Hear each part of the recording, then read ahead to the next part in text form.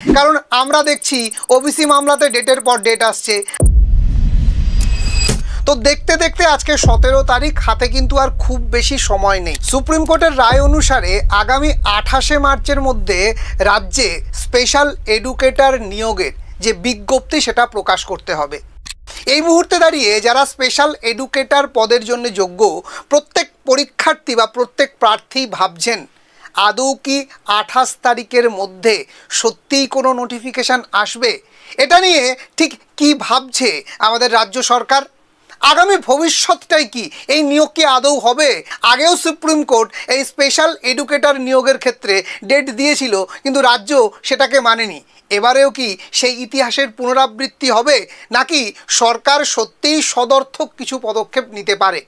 তো সরকারের অন্দরমহলের খবর ঠিক কি হতে চলেছে সেটা নিয়ে আজকের এই ভিডিওটা। Hello students, welcome to BSACI বেলুড়ে। তোমাদের সকলকে স্বাগত জানাই।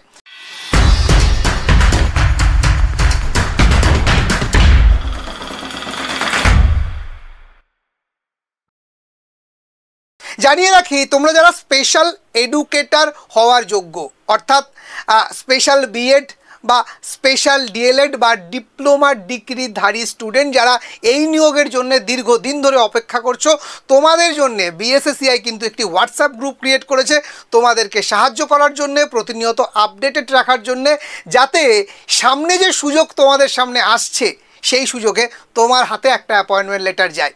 তো যারা এখনো অবধি সেই গ্রুপে যুক্ত হওনি, অবশ্যই যুক্ত হয়ে যেও। আজকে এই ভিডিওতে আমরা ডিটেলসে আলোচনা করব যে আগামী 28শে মার্চ যে ডেডলাইন সুপ্রিম কোর্টের তরফ থেকে দেওয়া হলো, সেই দিনের মধ্যে পশ্চিমবঙ্গের রাজ্য সরকার সত্যিই কি কোনো সদর্থক ভূমিকা পালন করবে? আদৌ কি নোটিফিকেশান আনবে? কি ভাবছে এবং তার জন্য কি তোড়জোড় চলছে সরকারের অন্দরমহলে? হ্যাঁ, অথেন্টিক খবর, সঠিক তথ্য সঠিকভাবে পরিবেশন করার নামই বিএসএসিআই। যারা এখনও চ্যানেলটাকে সাবস্ক্রাইব করোনি, অবশ্যই ঝটপট সাবস্ক্রাইব করে নিও। তাহলে চলো শুরু করা যাক। একদম প্রথম থেকে ধরে ধরে বলবো। আমরা দেখেছি গত 7ই মার্চ সুপ্রিম কোর্ট থেকে বলা হয়েছে 28শে মার্চের মধ্যে বিজ্ঞপ্তি প্রকাশের কথা। খুব ভালো কথা, ঠিক আছে।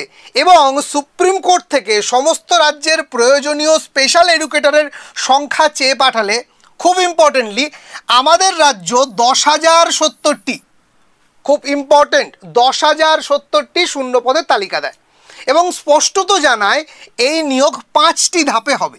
খুব ভালো কথা। এই কারণেই রাজ্য সরকার এই নিয়োগ সংক্রান্ত বিধি প্রস্তুত করার জন্য বৈঠক করেন। খুব ইম্পর্টেন্ট একটা লাইন। তোমরা হয়তো জানো বা কেউ জানো না। যারা জানো না তাদের জন্য জানিয়ে রাখি, গত বৃহস্পতিবার মন্ত্রিসভার বৈঠকে এই বিষয়টি ওঠে এবং সেখানে খুব গুরুতরভাবে, খুব বিশেষভাবে আলোচনা হয় এই বিষয়টির ওপর, ঠিক আছে। এবং সেখানে বেশ কিছু নতুন বিধি, বেশ কিছু নতুন আইন প্রণয়নের কথা জানানো হয়। তো সেই আলোচনায় ঠিক কি কি বলা হলো, আগামী পরীক্ষা বিধি ঠিক কি হবে, আগামী এই নিয়োগের আইন বিধি কেমন হবে, সেটা আমরা কবে দেখতে পারবো, সব আলোচনা করব এই ভিডিওতে।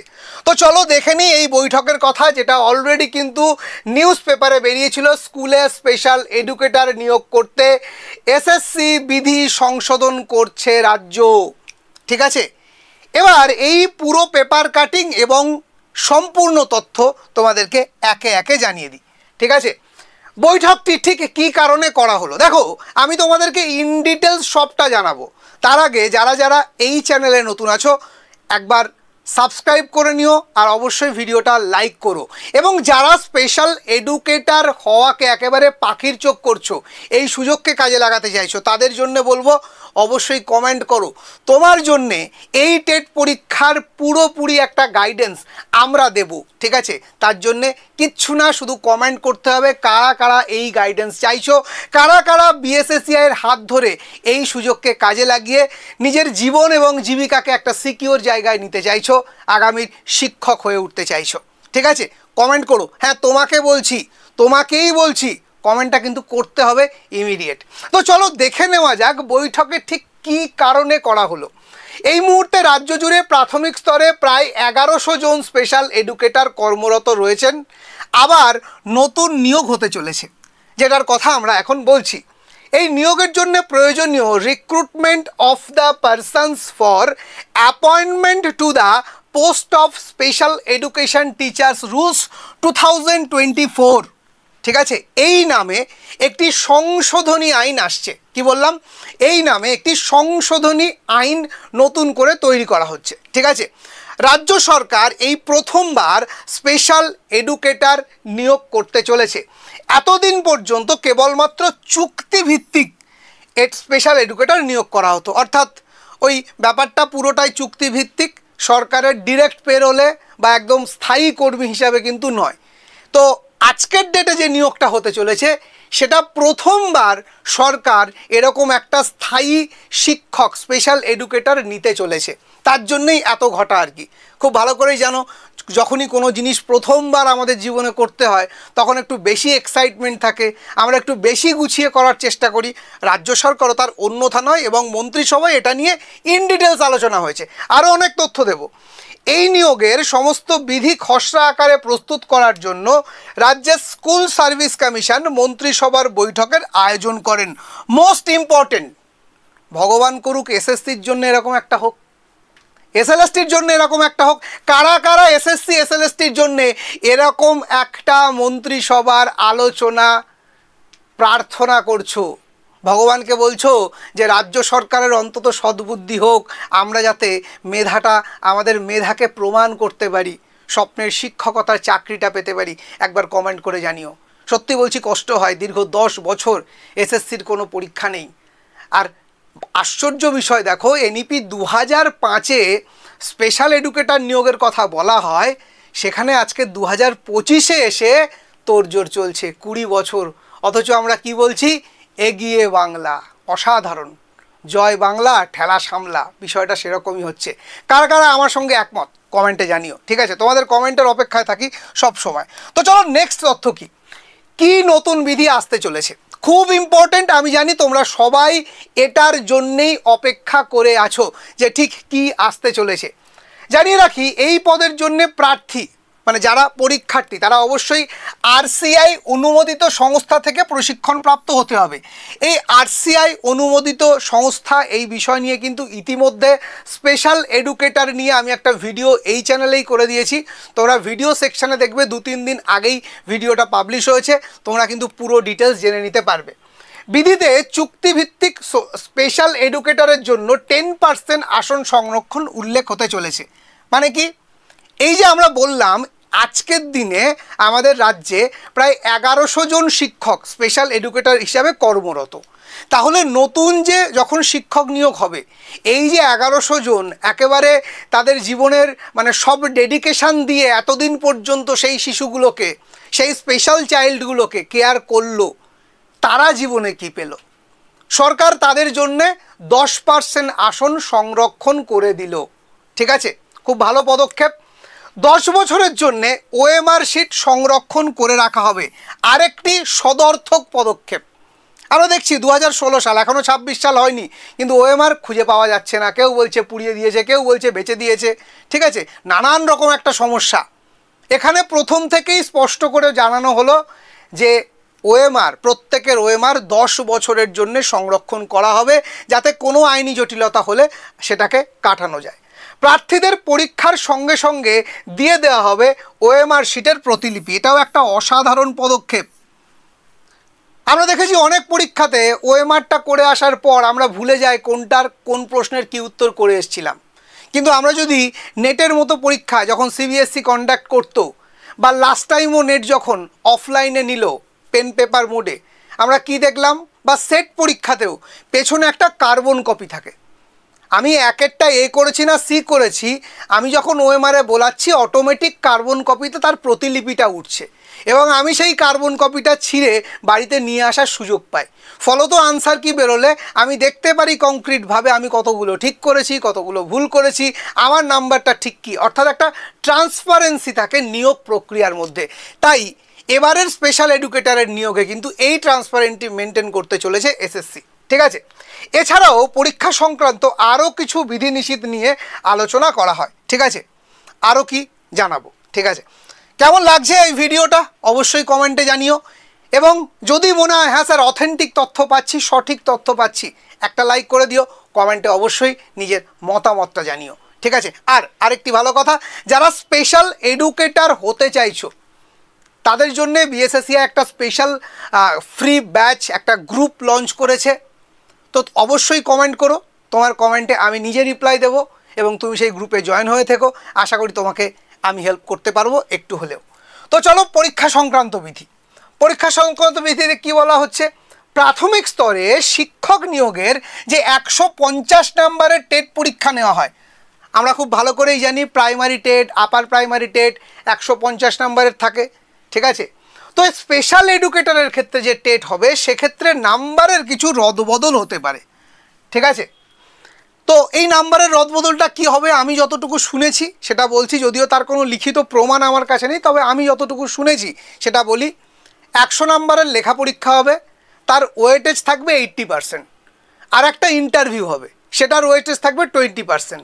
তো টোটাল এই 80 + 20 এই ওয়েটেজ নিয়ে 100%-এর ওপরে রেজাল্ট বেরোবে। অর্থাৎ সাপোজ তুমি ধরো 100 নম্বরের মধ্যে 90 পেলে, ঠিক আছে, তাহলে সেই 90টাকে 80%-এ ভাগ করবে, মানে তোমার 81 নাম্বার যোগ হবে প্লাস তোমার ইন্টারভিউয়ের নাম্বার, ঠিক আছে। এটা নিয়েই তোমার মেরিট লিস্টটা তৈরি হবে। আশা করি বোঝাতে পারছি ওয়েটেজের বিষয়টা। যদি বুঝতে না পারো কমেন্ট করো, তোমার জন্য আরেকটি ভিডিওতে ইন ডিটেলস একেবারে কষে বুঝিয়ে দেবো, ঠিক আছে। তো চলো, এছাড়াও ইন্টারভিউয়ের ধরনেও পরিবর্তন করা হবে। দেখো এটা হওয়াটা খুব স্বাভাবিক, ঠিক আছে, কারণ আমরা যখন দেখি যে একটা সাধারণ বাচ্চাকে তুমি যখন পড়াবে তার যা কৌশল হবে পড়ানোর, তুমি যখন একটা স্পেশাল চাইল্ডকে পড়াবে তার পড়ানোর কৌশলে অবশ্যই পার্থক্য থাকবে। তো সেই কৌশল তুমি জানো কি না সরকার তো নিয়োগ করার আগে বাজিয়ে দেখবে, তাই ইন্টারভিউয়ের ক্ষেত্রে কিন্তু একটা পরিবর্তন থাকবে, ঠিক আছে। নেক্সট কি, শিক্ষক নিয়োগের ক্ষেত্রে সাধারণত 100টি আসন পিছু 140 জনকে ডাকা হয়। এই নয়া বিধিতে অর্থাৎ এই নতুন নিয়মে 100 জনের জন্যে ডাকা হবে 120 জনকে, অর্থাৎ 1:1.4 নয়, ঠিক আছে, 1:1.2, 100 জনের জন্যে 120 জনকে ডাকা হবে, এটা বলা হচ্ছে, ঠিক আছে। শিক্ষা দপ্তর থেকে খুব শীঘ্রই এই সম্পূর্ণ নিয়োগ সংক্রান্ত যে বিধি সেটা গেজেট আকারে প্রকাশিত করবে। দেখো একটা কথা বলি, সরকার মন্ত্রিসভাতে যে আলোচনাটা করে সেই আলোচনার মধ্যে দিয়ে একটা সিদ্ধান্ত নেওয়া হয় আগামী দিনে পদক্ষেপটা কি করে হবে, কিন্তু সেই পদক্ষেপ বাস্তবায়ন করার আগে তাকে আইন রূপে প্রণয়ন করতে হয়। আর সেই প্রণয়নটা কিভাবে হয়? Through gazette. বোঝাতে পারছি? তাহলে মন্ত্রিসভা এই সিদ্ধান্তটা নিল, ঠিক আছে, তারপরে সেটা লিখিত আকারে গেজেটে, কলকাতা গেজেটে প্রকাশিত হলো, জনসমক্ষে আসলো, মানুষ বুঝতে পারলো, তার প্রত্যেকটা জায়গা সরকার বোঝাতে পারলো, তারপরেই কিন্তু সেটা আইন রূপে প্রতিষ্ঠা পেল মানুষের মনে, সমাজে, গণতন্ত্রে। তো সেই জিনিসটাই হয়তো খুব শিগগিরই তোমরা দেখতে পাবে এবং এই প্রক্রিয়া খুব শিগগিরই হতে চলেছে, এটা আমার অন্তত ধারণা। কারণ তা না হলে এর আগে এত তৎপরতা আমি অন্তত কখনো শুনিনি বা দেখিনি, অন্তত শিক্ষক নিয়োগের ক্ষেত্রে পশ্চিমবঙ্গের রাজ্য সরকারের গত 10 বছরে। সো এই যে আলোচনা, কোথাও গিয়ে আমার আজকে একটা পজিটিভ ভাইব ফিল করছি। আশা করছি খুব তাড়াতাড়ি তোমাদের নোটিফিকেশান আসবে। আরে মার্চের 28-এ আনতে না পারুক, এপ্রিলের 28-এর মধ্যে নিশ্চয়ই আনবে রাজ্য সরকার, এটা আমার মনে হচ্ছে। বাকিটা পরিস্থিতি বলবে। তোমার কি মনে হচ্ছে এবছরে হবে কি, নাকি ওই দুর্গাপুজোর পর কোন দুর্গাপুজো, কোন বছরের দুর্গাপুজো, কোন বছরের লক্ষ্মী পুজো কেউ জানে না? তোমার ঠিক কি মনে হচ্ছে একটু কমেন্টে জানিও তো, তোমার মতামতটাও জানতে চাই আমি, ঠিক আছে। তো চলো নেক্সট আরেকটু দেখে নিই যে শূন্য পদ কত থাকবে, খুব ইম্পর্টেন্ট, ঠিক আছে। শূন্য পদ, কতজন ভ্যাকেন্সি আছে, কতগুলো সিট আছে।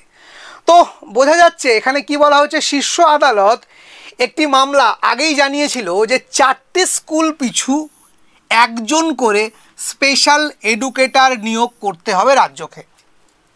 ভালো করে বুঝবে, 4টে স্কুল অন্তত 1 জন, এটা মিনিমাম স্পেশাল এডুকেটর যেন থাকে। আজকের দিনে পশ্চিমবঙ্গে কতগুলো স্কুল আছে বলা হচ্ছে, মোটামুটি 80,000 প্লাস। তার মানে অন্তত 20,000-এর বেশি নিয়োগ হওয়া উচিত। এরপর কি বলছে, আরেকটি নিয়ম 10 জন প্রাথমিক ছাত্রছাত্রীদের জন্য একজন শিক্ষক এবং মাধ্যমিক উচ্চ মাধ্যমিকের ক্ষেত্রে প্রতি 15 জনে একজন স্পেশাল এডুকেটর নিয়োগ করতে হবে সরকারকে।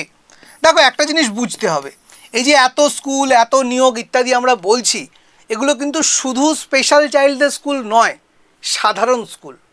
এবার একটা সাধারণ স্কুলে হয়তো 1000 জন স্টুডেন্ট থাকলে দেখা যাবে হয়তো 10 জন, সব মিলিয়ে 10 জন স্পেশাল চাইল্ড আছে, তাও থাকে না। ঠিক আছে, যেমন আমি আমার নিজের স্কুল, আমার গ্রামের স্কুলের কথা বলছি, পুরো স্কুলে 2 জন ছিল, এরকম 2 জন আমি নিজে চোখে দেখেছি।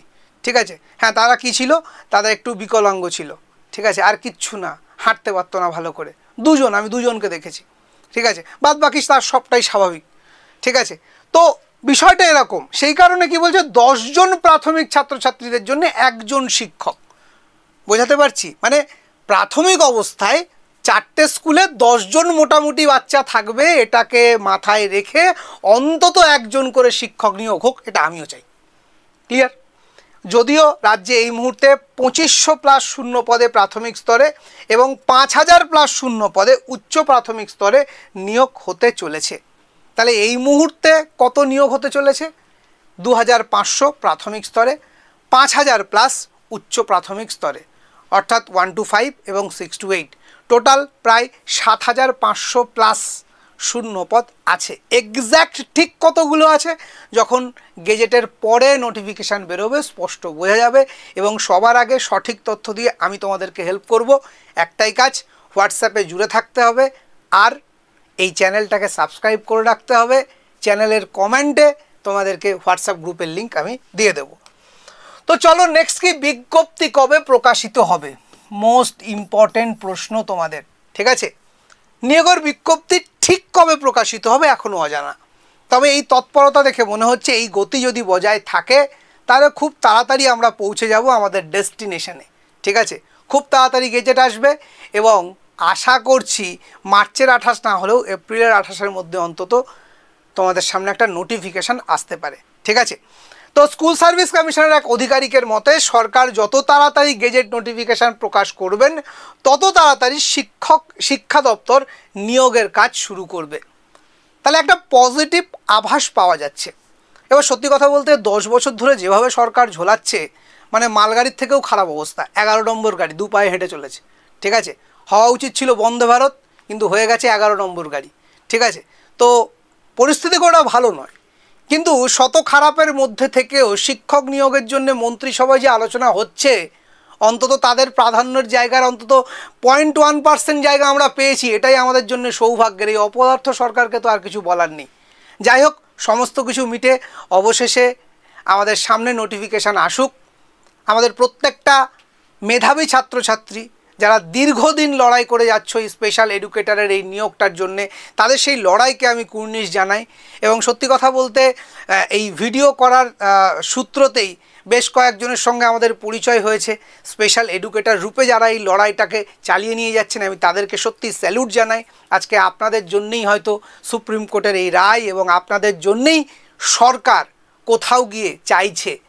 তো একটা জিনিস আমি সবসময় যেটা বলি, লড়াই লড়াই লড়াই চাই। এই সরকার লড়াই, প্রতিবাদ, অনশন করে আজকে সরকারে এসছে। তাই এই সরকারের হাত দিয়ে যদি কিছু বার করতে হয়, যদিও দুঃখজনক, কিন্তু তবুও এটাই পরিস্থিতি, এটাই বর্তমান পরিস্থিতি ডিম্যান্ড করে। লড়াই লড়াই লড়াই চাই। প্রত্যেককে গণ অভ্যুত্থান দরকার, রাস্তায় নামতে হবে, প্রতিবাদ জানাতে হবে, আমাদের দাবি সেই পর্যন্ত তুলতে হবে। সামনে 26-এর ভোট। এই পরিস্থিতিতে দাঁড়িয়ে আমরা যদি সেই দাবিটা সঠিকভাবে তুলতে পারি, পথে নামতে পারি, অন্তত 50,000 ছেলে মেয়ে একসঙ্গে যদি রাজপথে নামতে পারে, আমি শিওর, ঠিক আছে, দেখা যাবে 50 ঘন্টার মধ্যে নতুন নোটিফিকেশান আসবে। সো কারা কারা পথে নামতে চাইছো কমেন্ট করে জানিও। সাথে আছি, পাশে আছি। আজকে এই পর্যন্ত। এই ভিডিও তোমাদের কেমন লাগলো অবশ্যই জানিও। যদি কোনো জিজ্ঞাসা থাকে কমেন্টে জানিও। তোমাদের কমেন্টের রিপ্লাই দেওয়ার জন্য আমি সদা সর্বদা প্রস্তুত। Thank you.